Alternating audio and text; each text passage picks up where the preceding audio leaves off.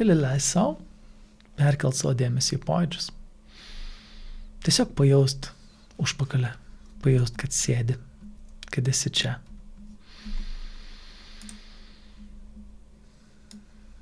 Kad tiesiog žinotum, patirtum, jaustum.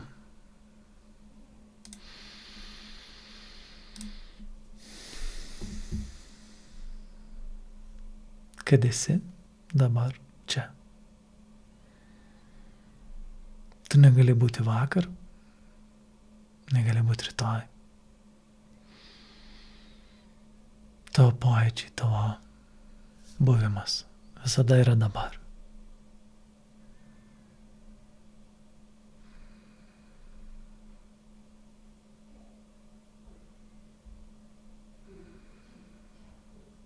Tu gali mąstyti apie vakar, gali mąstyti apie rytoj, bet tai nėra gyvenimas. Tai tik mąstymas. Tai tik mintis, kurios ateina ir išeina.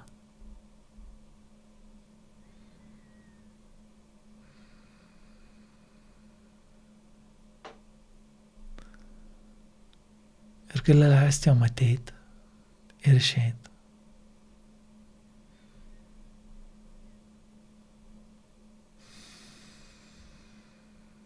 Ir pastebėt, kad net kai tau atrodo, kad kažkurios mintis yra labai svarbios, jos vis tiek ateina ir išeina. Tai ką jeigu truputį atpalaiduotum, paleistum tą sureikšminimą minčių, kurios ateina ir kurios išeina. Gerų minčių, blogų minčių, neutralių minčių, visokiausių minčių sureikšminimą. Tiesiog atpalaiduot.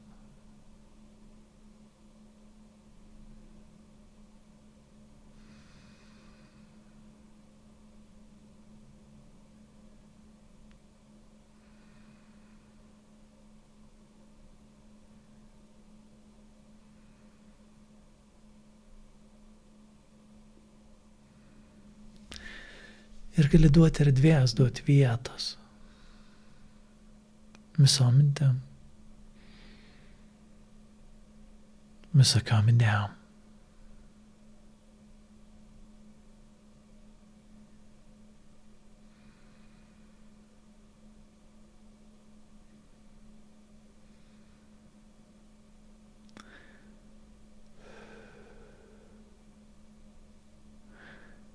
Ir viena iš minčių, iš idėjų, kuri mus stabdo, riboja, suspaudžia ir tarsi dėl jo susimažinam. Yra įsivaizdavimas, kad esam kažko neverti. Tai yra įsivaizdavimas.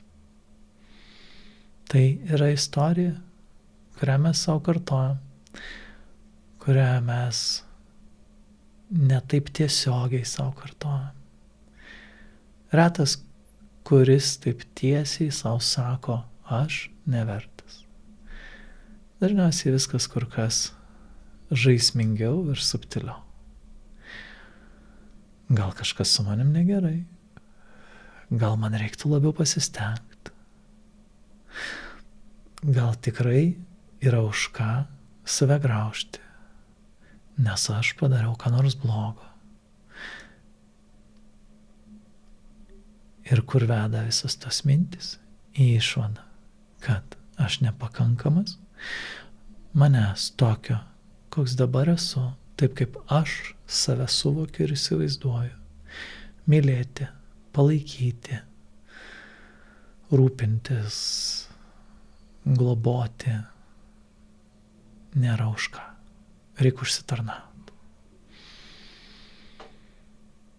Ir tada visur, kur eini, kai darai dalykus, galvoji, ar pakankamai pasistengiau, ar pakankamai padariau, kad galėčiau norėti, kad galėčiau prašyti, kad galėčiau gauti tai, kas man būtų smagu.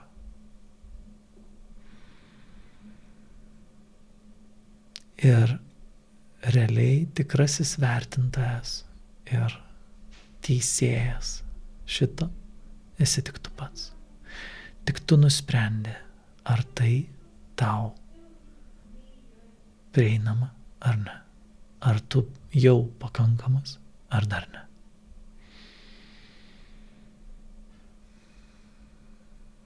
Ir gali pasveikint, pripažint pačią idėją, patį žaidimą, pačią tą pasaką viduje, kuri turi įrodymų, kuri turi prisiminimų, kuri tikrai yra pagrįsta, jeigu tau tai yra aktualu, dėl ko su tavim kažkas negerai. Gal tu namų nesitvarkai, gal tu atidėlioji 50 laiškų ir neatrašai. Gal tu vėluoji sąskaitas apmokėt. Gal tu sakei, kad padarysi praeitą savaitę, o šią dar nebaigiai. Kad ir kokie tavo pasiteisinimai, kodėl kažkas su tavim ne visai okei. Gali pastebėti, kad dabar šią akimirką, apart tavo paties įsitikinimo, niekas to nežino. Niekam tai nerūpi. Todėl tas tikėjimas įtakoja tavo savijautą, tavo reakcijas ir tavo elgseną.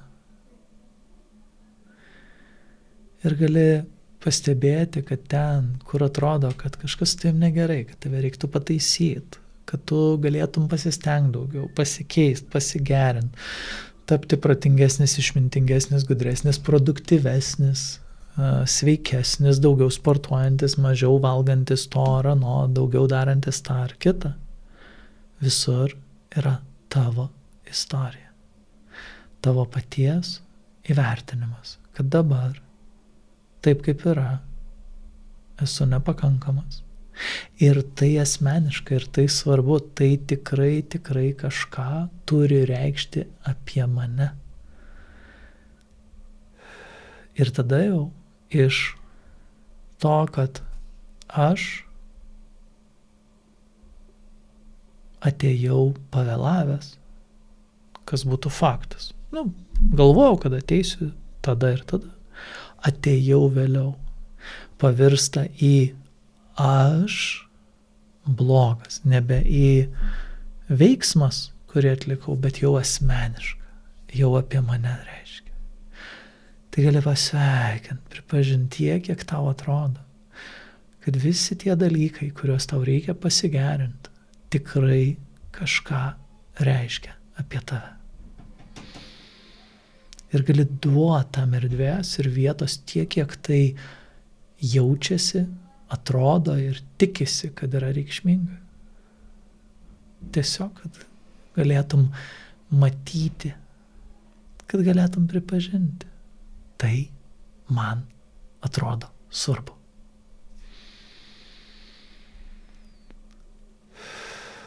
Ir taip nutinka žema savivertė. Nes aš nuožmiai, užsispyrusiai įtikinėju save ir dažnai kitus, kad esu nepakankamai geras, kad.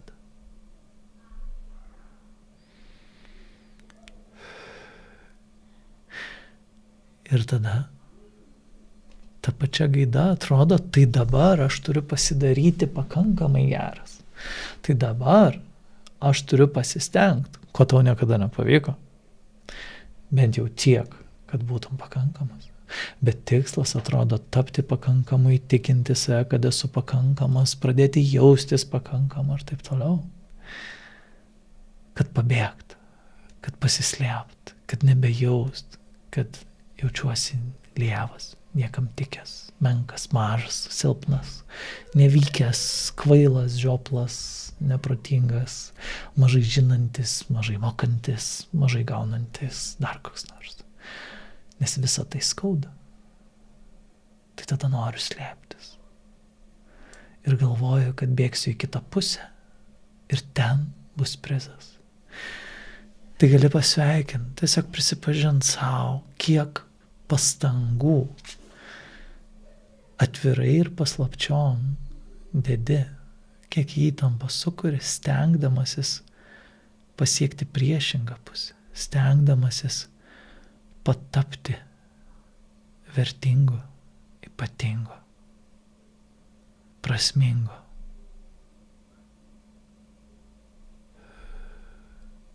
Ir ar galėtum pažiūrėti, o ką jeigu nereikia, jei bent trumpam pasimatuotum variantą. Nereikia. Niekam nieko įrodyti, pasistengti. Tiesiog nėra kam ir nėra ko.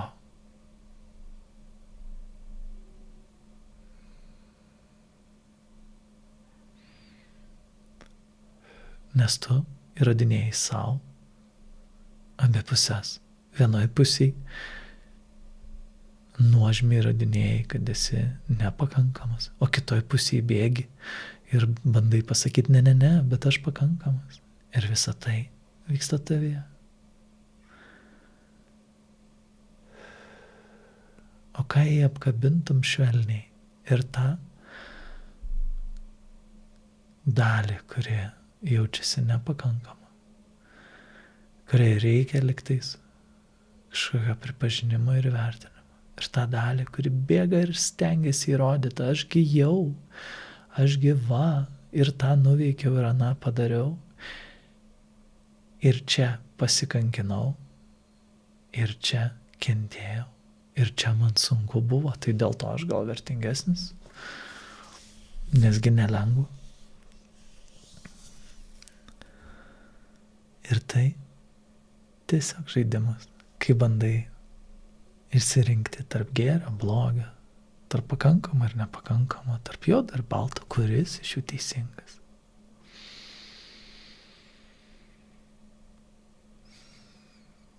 Kiekviena diena turi pabaigą. Kiekviena naktis turi pabaigą. Kiekvieną kartą, kai įrodinėjai savo, kad nieko vertas, po kurio laiko supranti, o kažkaip kitaip jaučiuosi. Tada puoli įrodinėti, kad vertas. Ir tai keičiasi. O ką jei dabar nustotų tiek slėptis nuo nepakankamai, tiek bandyti rodyti, kad tikrai pakankamai, kad tikrai užsitarnavai.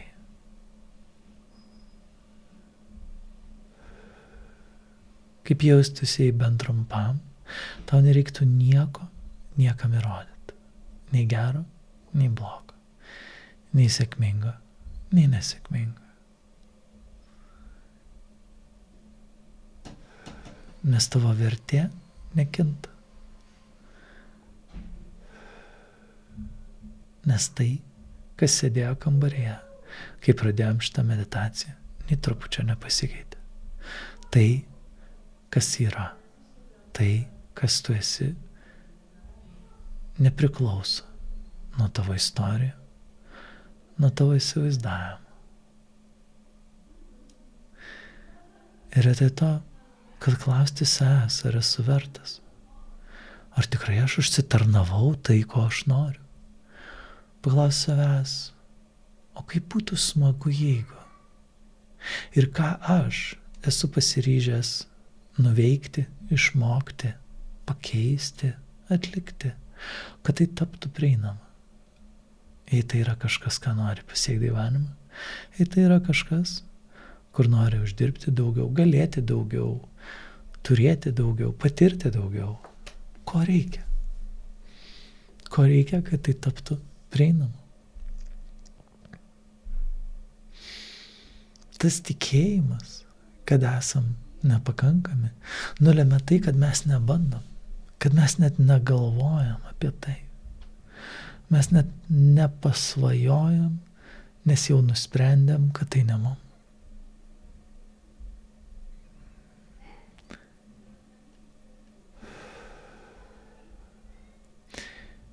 kai buvo labai aiškiai atskirta rasinė priklausomybė kai kuriuose šalyse, po to, kai tai keitėsi, buvo galima išgirsti žmonės sakančius, niekada nebūčiau pagalvojęs arba patikėjęs, kad galėsiu vieną dieną sėdėti čia, daryti tą, ar daryti tokį ir tokį darbą. Kodėl?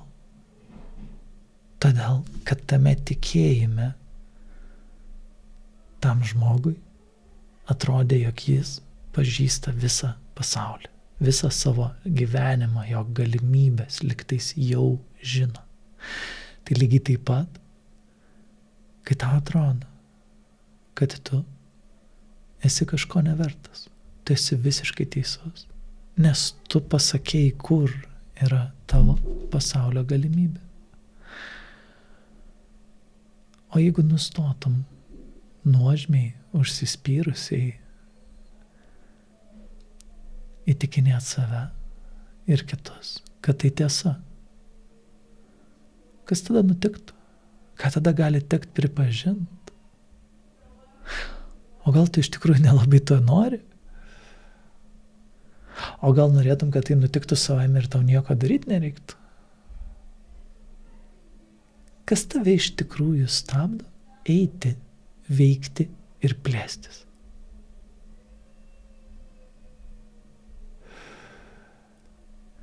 Jei tau nereikia to užsitarnauti, tai kas? Baimė, kiti įsitikinimai, istorijos. O ką jeigu paleisi vieną istoriją? Vieną istoriją, kuri dabar šauna į galvą, vat ji ne, bet aš tai čia tai tikrai negaliu ir neišeina. Aha. O galim pasitraukti ir nebeįrodinėti, kad tikrai? Ir pažiūrėti vietoj to, o ką aš galiu, kad tai būtų prieinama.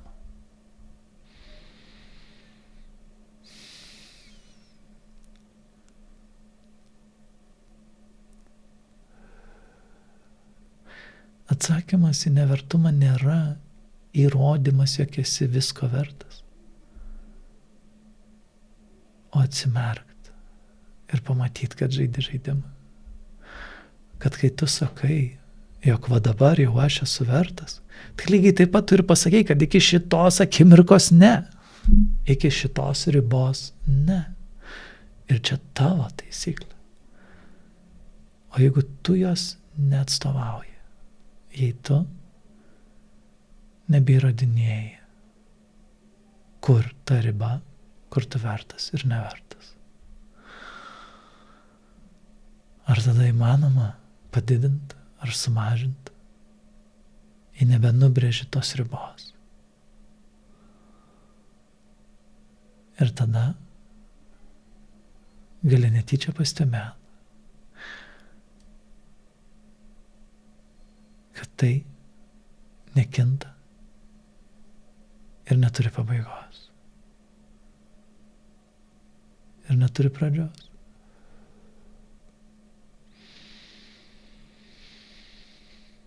Kad tai, kas tu esi, yra daugiau nei savivertė ir nevertumas.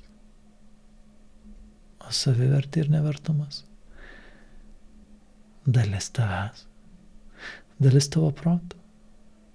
Todėl to nei nugalėsi, nei išspręsi. Gali tik apkabinti neverta ir verta. Ir nevykėlį, ir šaunuolį. Ar sutiktum vienodai mylėti nevykėlį tiek, kiek myli šaunuolį?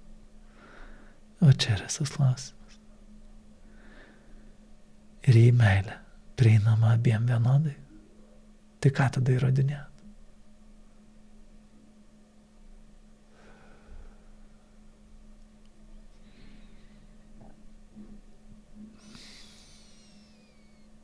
Gali įsileisti meilę, švelnumą ir dėmesį. Ten, kur jauties nevykęs. Ir ten, kur jauties eiktų kaip pavariau. Jau čia tai ne, čia tai aš gerai varau. Ir ten lygiai taip pat. Kaip ir ten, kur nieko nesugeba. Kodėl neišeina? Kas su manim negerai? Tiek pat meilės. Tiek pat dėmesio.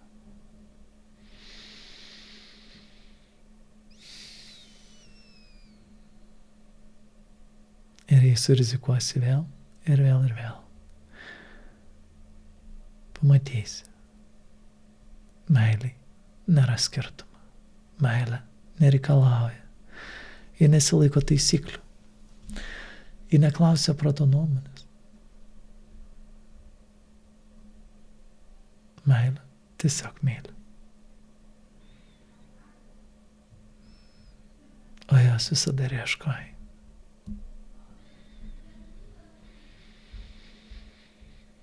Tai galiai savo giliai kvėp dabar. Iškvėpdamas pereik dėmesį visą kūną. Ir dar sykį.